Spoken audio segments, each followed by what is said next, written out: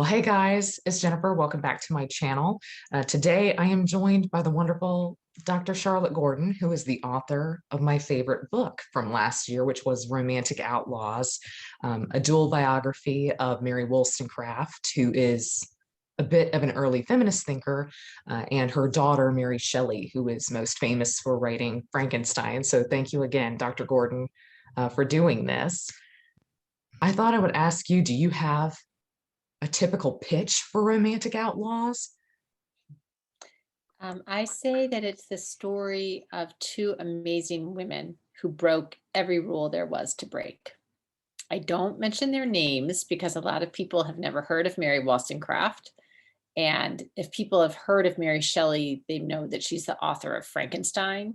But I have noticed that none of that seems interesting. What seems interesting is how amazing they were for two women who lived in the 18th and early 19th century. They had children out of wedlock. They ran away with the men they loved. They wrote books that everyone hated them for. They were called whores. They were called terrible things, and still they persevered.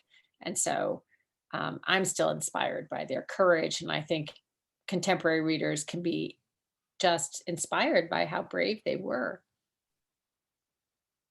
I agree totally because it's a page turner. That's often how I sell this, is that sometimes people have the thought that nonfiction can be a little dense or a little bit like going back to school. And I said, no, this one you will be continually shocked by. So I thought I would ask too, how did you kind of walk into the Romantics or get introduced to the Marys? Because you're right, Mary Wollstonecraft, I would imagine, is a very unfamiliar name for many that are here in the States. Certainly where I am, I'm in the South, in the Southern US. We never encountered her in school. Now, we did hear a bit about Mary Shelley through Frankenstein, but I didn't know if you came across them in school, or is this more something you stumbled across in personal study?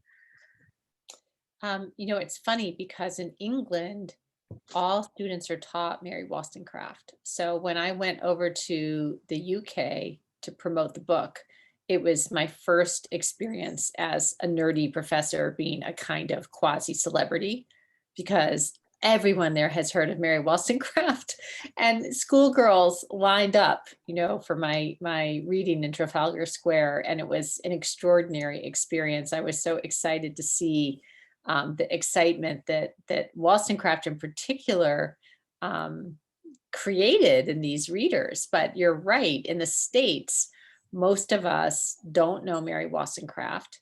I did not study Wollstonecraft in school, and I did not study Shelley in school either.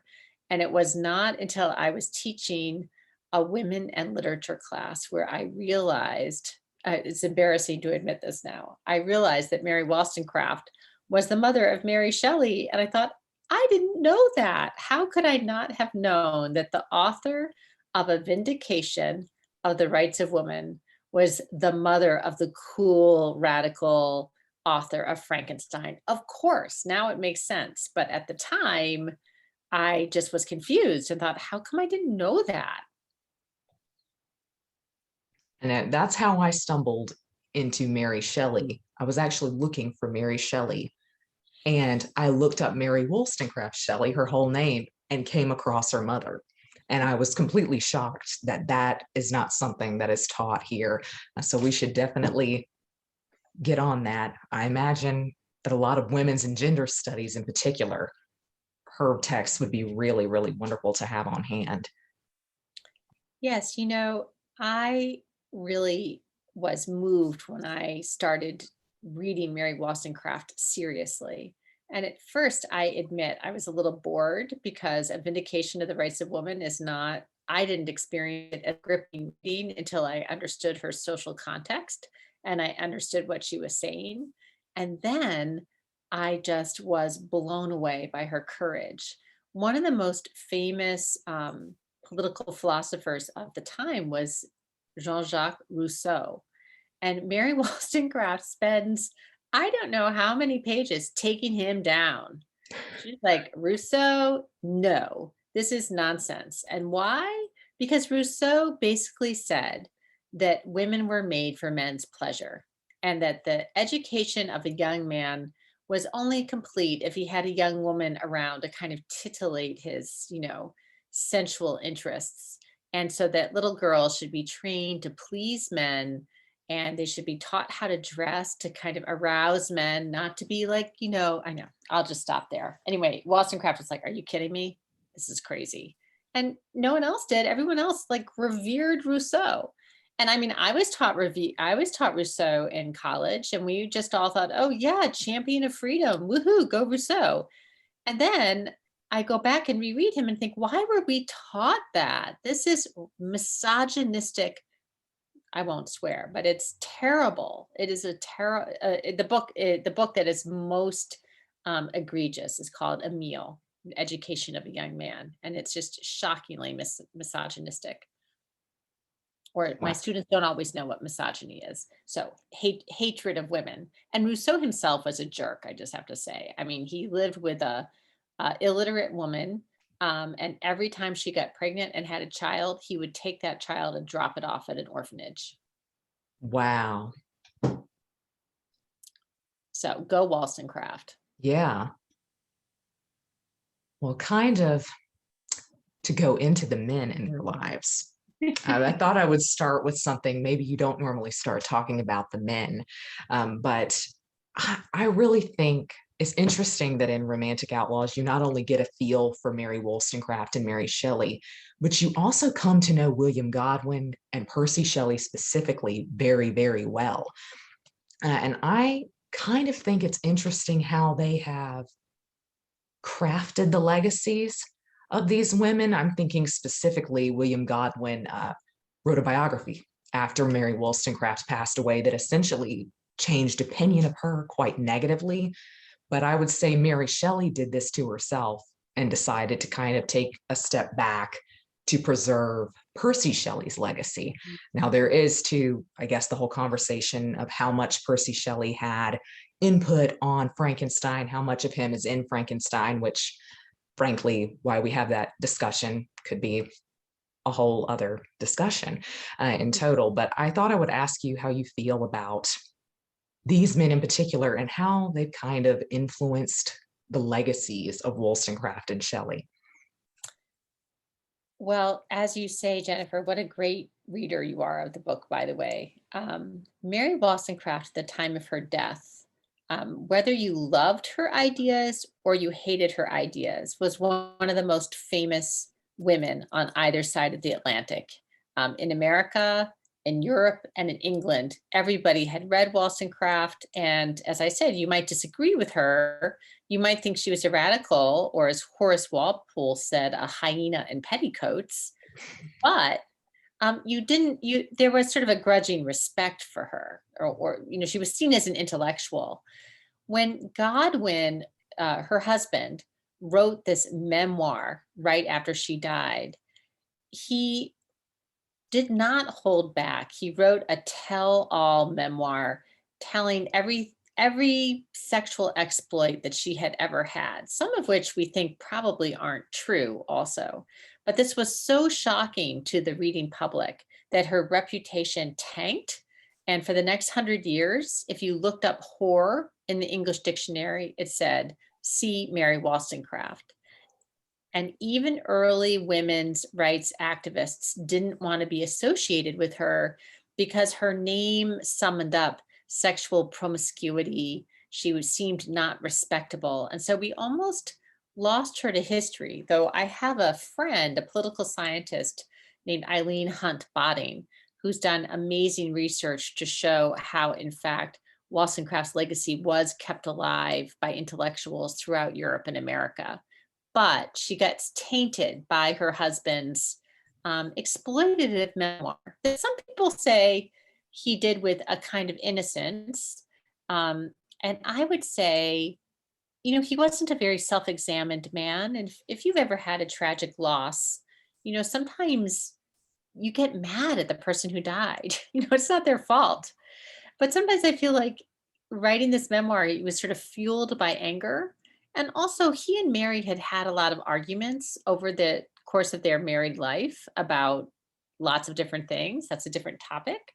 But I also think there were two other elements that made him write this kind of um, explicit, sexually explicit memoir. One was he needed to make money. He was always desperate for money. And I think he was kind of hoping if he wrote about sex, that might bring in some money. And another was that, he wasn't ashamed. He really was a radical. And he really did believe that women had the rights to their own bodies and the right to their own sexual history. And so he was very unusual for his time period. So that at least was admirable. How do you feel about the argument that Percy Shelley wrote large parts of Frankenstein? I mean, certainly, I think he edited it. I mean, we have proof of that. Yeah. But Oh, yes. why do you think we have this discussion? Do you think it's kind of down to misogyny in some ways? Yes. I mean, I think, Jennifer, you, Yeah. I know you know what I think. I would say that there isn't much scholarly weight to that anymore. I mean, I would say I don't know any serious academic who thinks that Shelley played much of a role in the writing of Frankenstein, other than what we see from the notebooks, where we can see his editorial hand. And Charlie Robinson, who was a professor at University of Delaware, brought out the notebooks that the Frankenstein is based on. So you can actually see his additions and you can see his subtractions, and some of them weren't so great. Like if you are reading the first edition of Frankenstein written by an 18-year-old girl, Mary Shelley, it's like fun, like you're galloping along. And then suddenly, for example, I think when they reach Switzerland, there's a sudden paragraph where the writing changes and you get a sudden sort of disquisition on the history of Swiss democracy. You're like, wait, what about the story? And then you realize, oh, that was Shelley. Shelley just said, let's put in this little political bit. And so when she revises Frankenstein long after he's dead, many people actually think the book got better. She puts in sort of many more interesting elements, and she takes out a lot of that stuff that Percy had put in. So I don't think I just don't think there's much weight at all to the argument that, Frankenstein was Percy's. In fact, I would say what people haven't paid enough attention to and is now receiving really interesting scholarly treatment is how Mary and Percy were engaged in a literary partnership throughout their lives. So the subtitle of Frankenstein that many people don't know is The Modern Prometheus. And the poem that Percy was writing at the same time is called Prometheus Unbound. And so like Wollstonecraft and Godwin, Percy and Mary have a kind of marital literary argument throughout their lives. Mary Shelley was a pessimist, and Frankenstein, in many ways, is the dystopian portrait of a world without strong women in it. And Percy is an optimist who believes that technology and male human invention can save the world.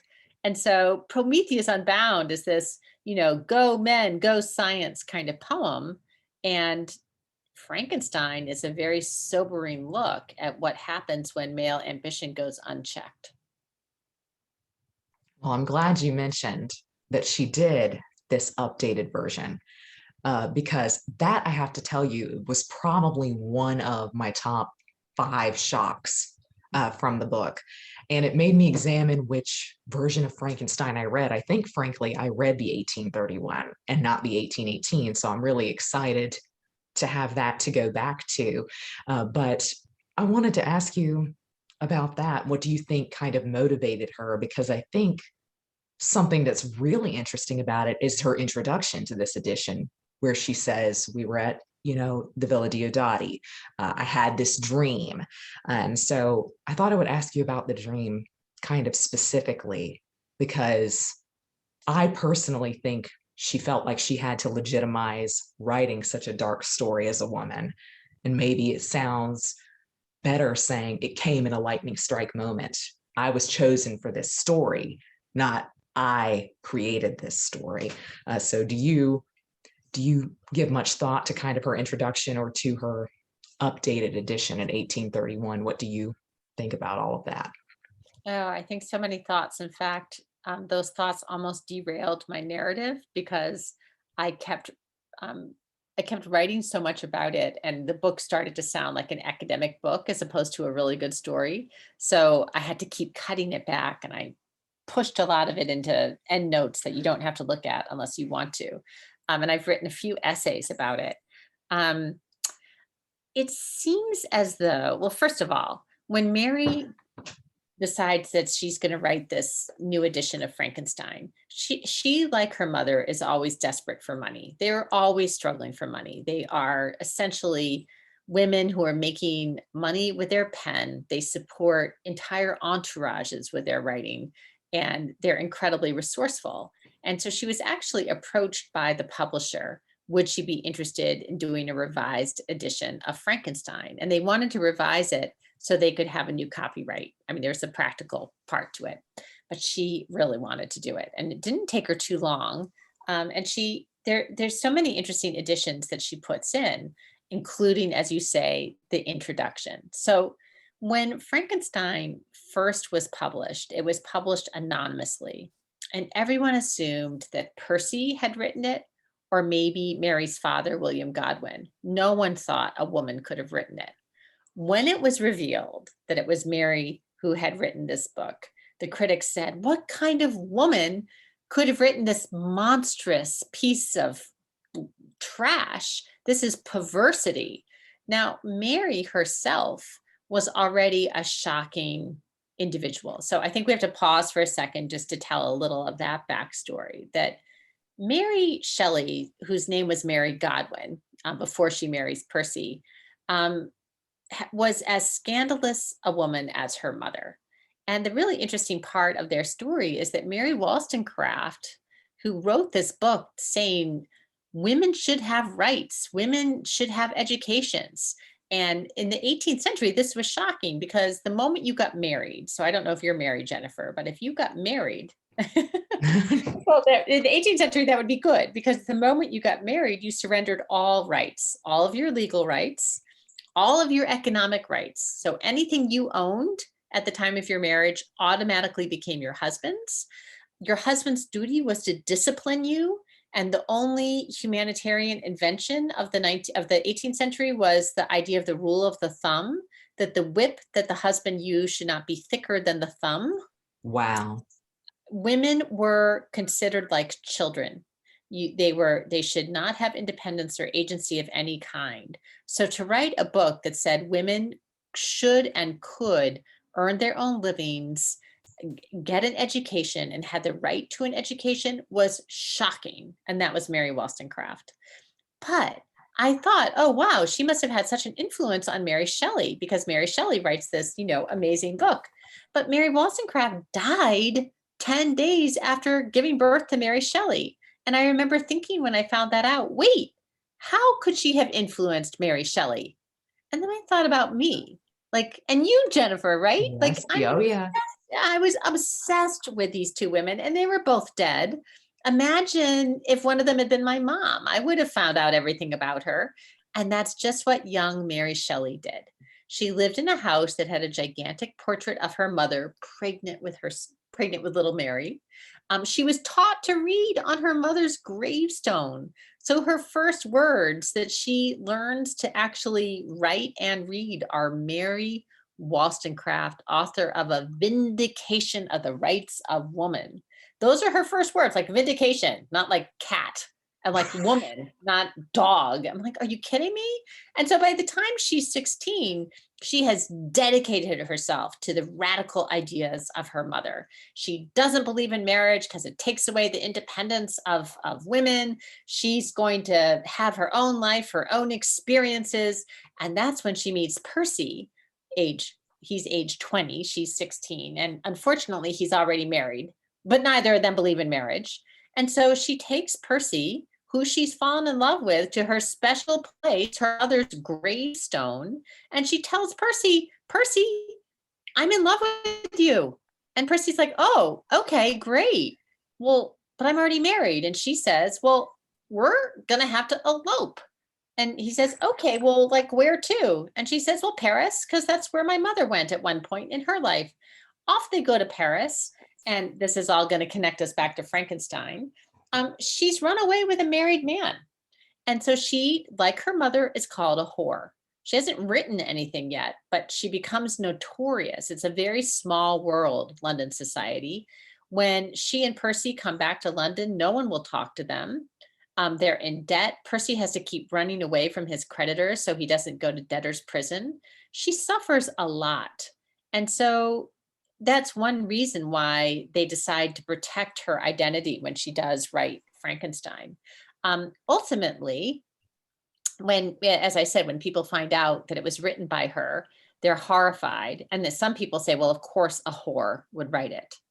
But by this time, there's lots of tragedy here. By this time, Percy's first wife that he abandoned to be with Mary has killed herself.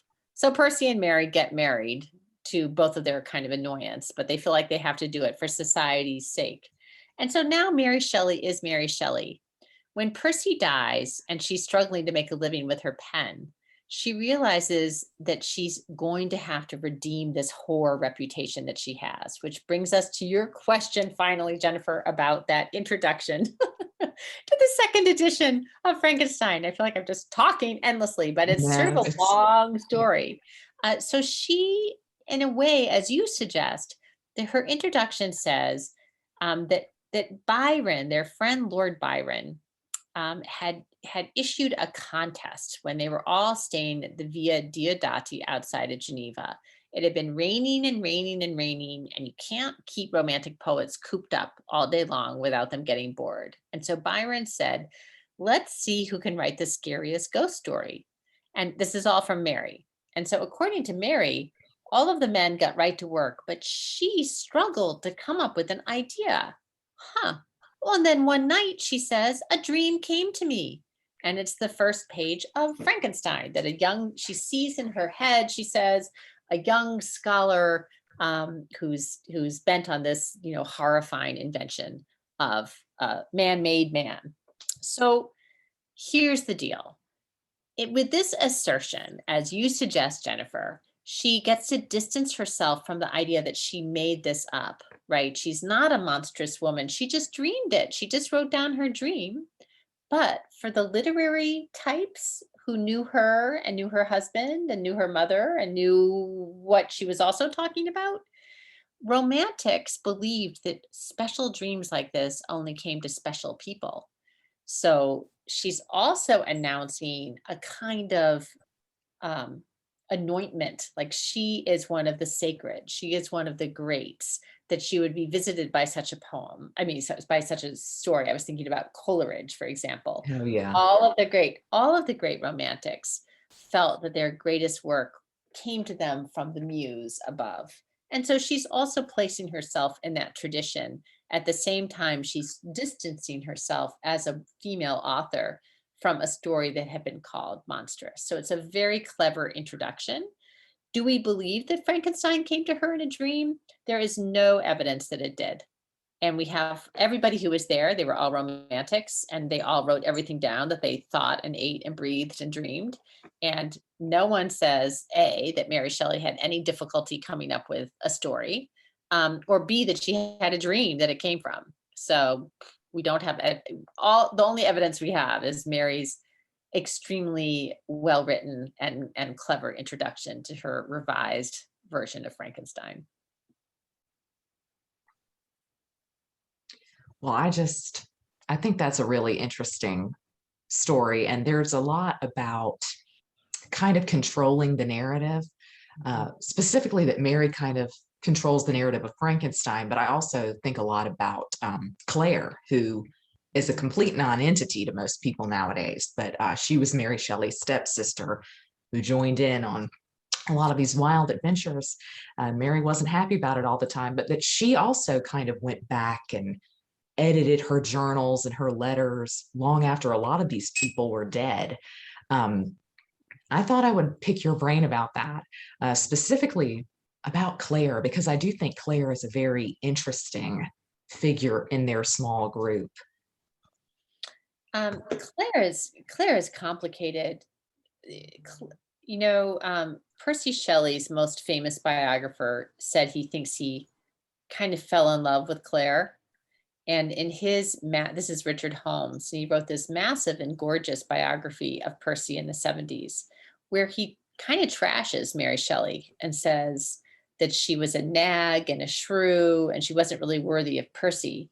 But Claire, her stepsister, was sexy and vivacious and smart. And, Percy was clearly really in love with Claire. We do think that Percy and Claire did at least have sex or in a close, intimate relationship. Claire was Byron's lover. And she, looking back on this life that she led with Mary and these men, these romantic poets, says the men, Byron and Percy, preached this kind of free love. And they said it was a kind of paradise, but for women, it was hell. For women, it was hell. Claire, what's interesting about sort of the story of Claire is that this biographer, Richard Holmes of Percy Shelley, elevates Claire. And that brings Claire to the attention of biographers. He, by the way, has since apologized for trashing Mary Shelley. Oh, good. Yes, totally. And what happened to him is he fell into a trap that many biographers of the 70s and 80s fell into, which is they read Claire's unpublished manuscripts, and they also read one of Mary Shelley's enemies named William Trelawney, who said terrible things about Mary. And so this one of the things that happens in women's history is that we lose sight of the women themselves, or we read inaccurate accounts of their lives that might minimize their achievements or might vilify them in some way. And it takes a lot of work on the part of literary scholars and historians to really dig through the archive and see if we can get at who these people really were. So Mary and Claire are complicated figures. Claire does not go on and write anything, but she lives a really interesting life. She goes off to Russia to be a governess. She lives the life of an independent woman. She refuses offers of marriage from many men, and also sees herself as a Wollstonecraft disciple. Like, she wants to live a life of independence that she is in charge of. And I think she's just a wonderful character. And you can imagine for her and Mary sharing, they shared so many experiences and were close and jealous, loved each other, hated each other. And there's some great there's some great scholarship on them, but probably that would be a great dual biography in and of itself, Claire Clairmont and Mary Shelley. Definitely it would. Do you have a favorite kind of among the circle that's not Mary Shelley? Are you particularly attracted to Byron or Percy or Claire? When you're a biographer, I mean, I think it's like being an actor. You have to enter into the points of view of all of your characters. You're not allowed, in my mind, I don't think you're allowed to have favorites except for the one you're writing about at that moment. So for me, it's a very imaginative process. I mean, it's heavy in research, but you have to imagine again and again, what was it like to be Percy? Why did he do these frankly crazy things? Why did Godwin do what he did? I went into writing the book thinking about some of the problems that both Godwin had caused Wollstonecraft and his daughter Mary, and some of the selfishness that Percy had displayed towards Mary Shelley, and thought I sort of entered into writing the book with some, I don't know, like, why did they do this? But the more I read about them, the more I was able to enter their points of view. So no, I really didn't have favorites at the time. Now looking back, I just kind of revere Mary Wollstonecraft, and I identify more with Mary Shelley, but I think Mary Wollstonecraft was kind of like a lightning bolt. I don't know how she was able to stand back from her really restrictive society and write the amazing revolutionary words that she wrote that changed, the world. Basically said, women's rights are human rights. That's no one else. It was like saying chimpanzees should have human rights at the time. It was so shocking. I will say that there is one character that I hated. I went into it not liking and came out really angry. And that's one of Mary Shelley's enemies named Trelawney, Oh, Edward yeah. Trelawney. And I think he was just bad news So that's a, yeah, that could be a, a story for another day. Well, you kind of answered another question that I was going to ask you. I was going to ask you about which of the Marys you found maybe more personally relatable. Because after I read Romantic Outlaws, a group of friends read it and they invited me to like their book club meeting. And that was a question that came up in the group was, did you find one Mary more compelling or more relatable than another? And I thought, yes, obviously, there's an obvious answer here. And I'm thinking in my heart, Mary Shelley. I have very rarely connected with a historical figure the way I have Mary Shelley. And everyone else in the group said Mary Wollstonecraft. And I was genuinely shocked that nobody else came with me. But I think it's very interesting which of them connects with you more. I really respect Mary Wollstonecraft, but I think on a personal level, I connect very much with Mary Shelley and how she processes things. So is that kind of the way that you feel? Because I definitely could not have done the things Mary Wollstonecraft did. No, I know. She was formidable. Yes, that is, I think, now at a distance, I think I would say that. I think the part of Wollstonecraft that brought me to her story that I did identify with were two personal things. One is that she does go to Paris during the French Revolution because she wants to be a foreign correspondent. She's the first female foreign correspondent, and she sends reports of the revolution back to England. And she writes a whole book about the French Revolution. Okay, so, like in my book, that gets like a paragraph. What really happens in Paris is she falls in love with this dastardly but sexy American. He says he doesn't believe in marriage. She, of course, doesn't believe in marriage because she sees it as just a prison for women. They shack up, as we used to say in the 70s. She gets pregnant and has a child out of wedlock, and then he abandons her. Now, this to me is the amazing part of her story. She tracks him down back in London, where he's now living with another young woman. And she goes and she finds them, and she has now this little toddler. And she says, listen, I think the three of us should live together. You know, I think little Fanny needs a father. And if the two of you want to go on sleeping together, fine, but we'll live as a community. And the sexy American, whose name was Gilbert Imlay, is like almost says yes. But the young woman he's living with is like, are you crazy? And then this is not really part of the story, but one of the things I love is Wollstonecraft turns to the young woman and says, now, do you have a way of taking care of yourself? Do you have an education? Because he will tire of you too. So you want to make sure that you're able to take care of yourself. So this young woman was like, get out of here, Wollstonecraft. But the tragedy of this is that the desertion, Gilbert's desertion of Mary Wollstonecraft, leads her to try to kill herself twice. She writes these passionate, heartbroken letters to him. And this upset, especially second wave feminists in the 70s, were like, how can the woman who wrote a vindication, which, by the way, I'm sure your listeners know a vindication means an argument, but my students do not know, a vindication of the rights of women. How can the woman who wrote that book write these letters to this man who's abandoned her and then try to kill herself after he deserted her? What kind of pioneer woman does that? That's what I loved about her. And if you read her letters to him the way I did not read them as desperate or pathetic, which are some of the adjectives that people in the 70s had described them as. I read them as forthcoming, direct, and angry, and as philosophical statements also, where she essentially says to Gilbert, when you abandoned me, you abandoned, I can't say that word, you deserted, you left behind your philosophical and political principles. We were going to be equals and soulmates. We were going to start a new world, a whole new world order by raising this child together in this new, world of freedom. And what have you done?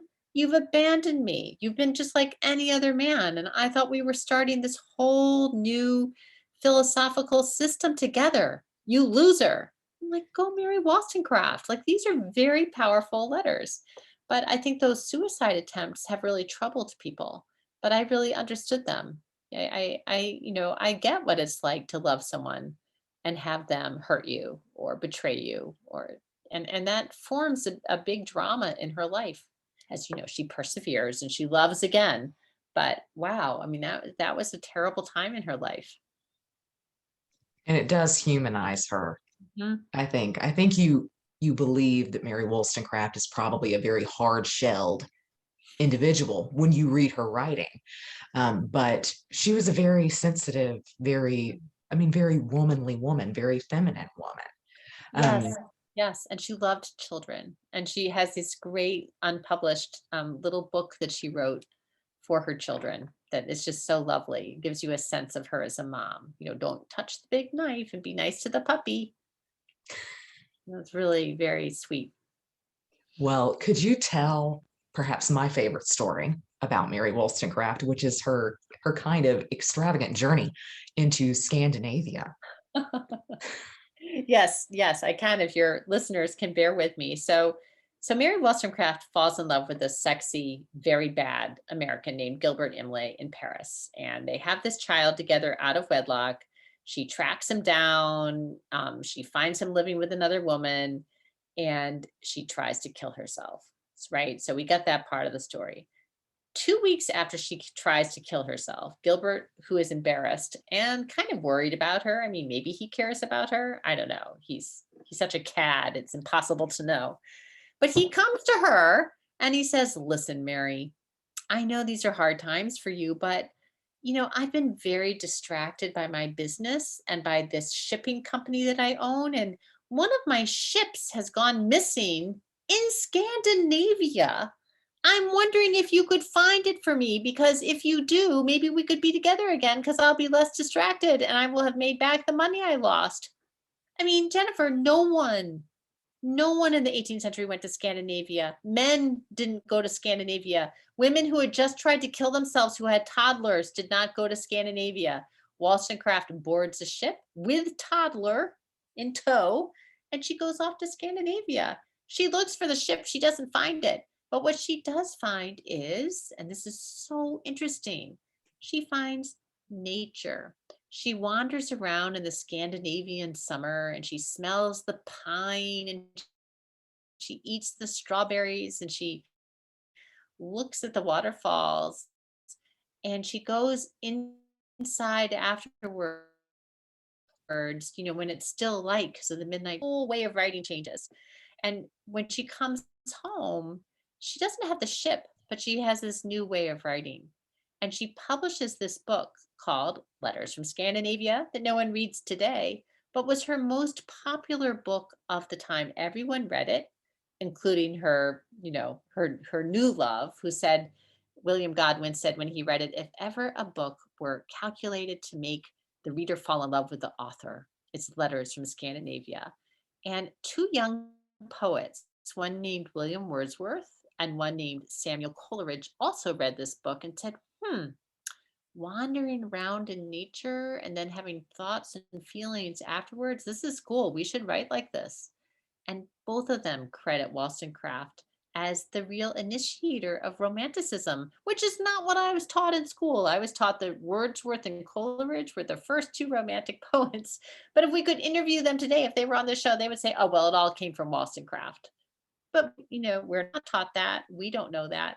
So it's a really interesting story and a real testimony to her, I don't know, her integrity, her heartfelt suffering, but her ability also, her courage to keep going. I've left out, other parts to the story that are interesting, but Well, do you have a favorite of their writing that is not their most famous? So maybe not Frankenstein and not Vindication of a Rights of Woman. Do you have one you would suggest people read if they're looking to get into their backlog? Specifically with Mary Shelley, I'm always shocked that she wrote as much as she did.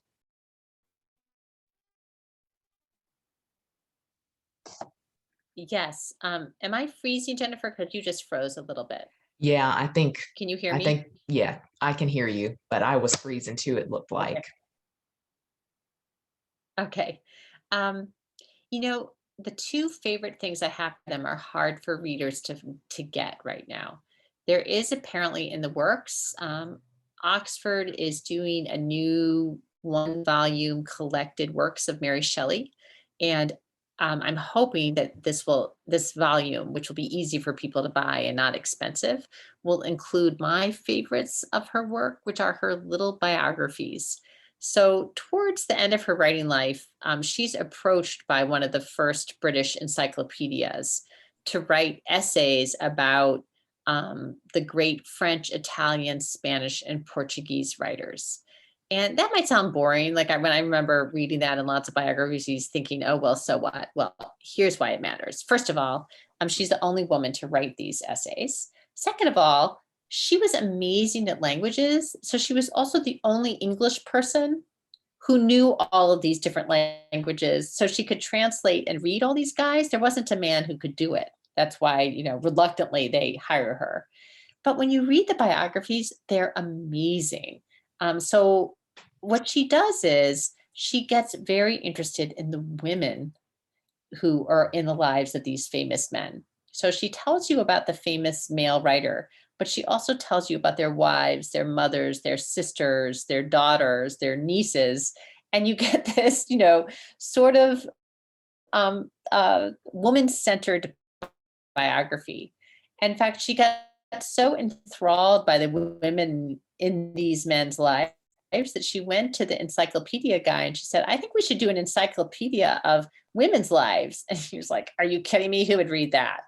So she does something really interesting. She embeds the lives of women even more pointedly in the lives of men, so that if you're reading like her life of Michel de Montaigne, first French essayist, who is just was a very famous writer of the time, you're reading along saying Montaigne wrote these essays, writes Mary Shelley, and then she says, and his niece Marie, she was a poet.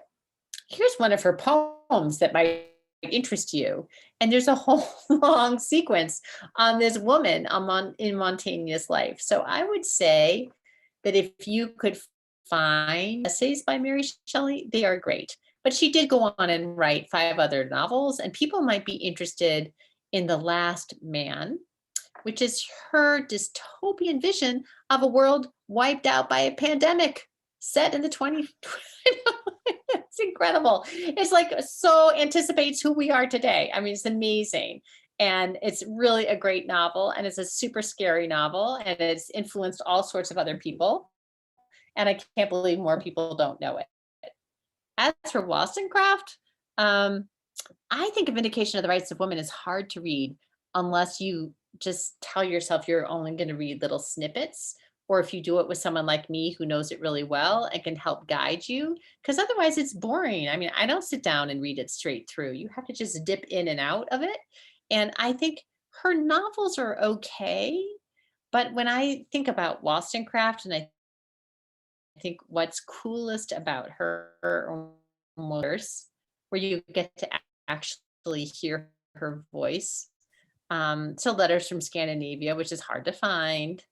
They're just kind of great. Like she complains about she doesn't think the Scandinavian, she thinks they eat too much and she thinks they have very bad dental hygiene. Like their teeth are all yellow and their breath smells. And she's kind of great. And I also love her letters to Godwin, who she marries at the end, towards the end of her life. And they read like modern letters. They are um like one of my favorites is where she writes to him apparently, which is very unusual for the 18th century, was that they would both continue to work, even though they were married and had children, were going to have children, and they were both going to be responsible for domestic duties. So there's this one really great note that she sends over to his office where she says, I have had a terrible morning. The pipes broke and I had to see to the plumber, and the cat got out, and I thought we had said that your time, William, was as valuable. Wait, that my time, William, was as valuable as yours, but it does not seem that way today. And I don't know if I told that letter correctly, but essentially she's saying, my time is worth just as much as yours, buddy. Remember, that was our agreement. And I remember reading that letter at the Bodleian and at Oxford thinking, this is incredible. Like this, go Mary Wollstonecraft. So her collected letters are great. But I also think with Wollstonecraft and Shelley, one of the best ways to get to know them is through biographies. And then dipping into their work is always a smart thing to do. Um, I just had to write an Oxford very short introduction to Mary Shelley, where I tell you about her novels and her short stories and her essays.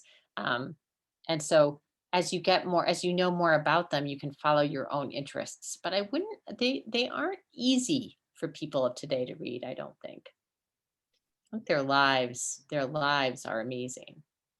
And then that gets very connected to Mhm. their writing, I That's right. think, because I don't think I can objectively read things from Mary Shelley, like The Last Man. The Last Man feels very fueled um, by the loss of Percy Shelley, by Lord Byron. You can see them in that work pretty explicitly. And so I just kind of see her now in her writing. And I imagine I do the same thing for Mary Wollstonecraft. But we might be running short on time. So I will ask you maybe one final question. This will be hard. Hmm. If you could do an updated version of any of your books, akin to kind of Mary Shelley revising Frankenstein in 1831, would you do it? Yes. Really? Mhm. Which ones? Not Romantic Outlaws because I mean, there might be things now that I know now because that book came out in 2015 and they're actually women. There are some men, but there's some new scholarship on Mary Shelley that I would love to put into the book. All of that stuff would have slowed the story down. So I probably wouldn't touch Romantic Outlaws. My second book, called The Woman Who Named God, I wrote with I know real timidity. I was scared. I was scared to offend religious experts. So the story is based on a biblical text, and I'm trying to tell you how women essentially shaped the history of the three monotheistic religions in the West. So Islam, Judaism, and Christianity. But I was too timid to really make the claims that I felt in my heart. And so I say many people think, or the evidence suggests, or, so I would probably want to push that book harder, or I would want to retreat from the sort of scholarship of it and just write it as a story. So I felt like that book was kind of a compromise, like I was in a middle ground with that book.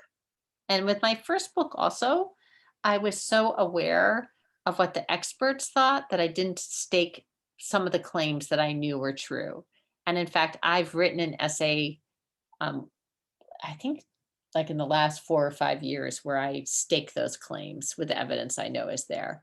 But in some ways, it's because I, as a writer, bridge the worlds between academia and trade fiction.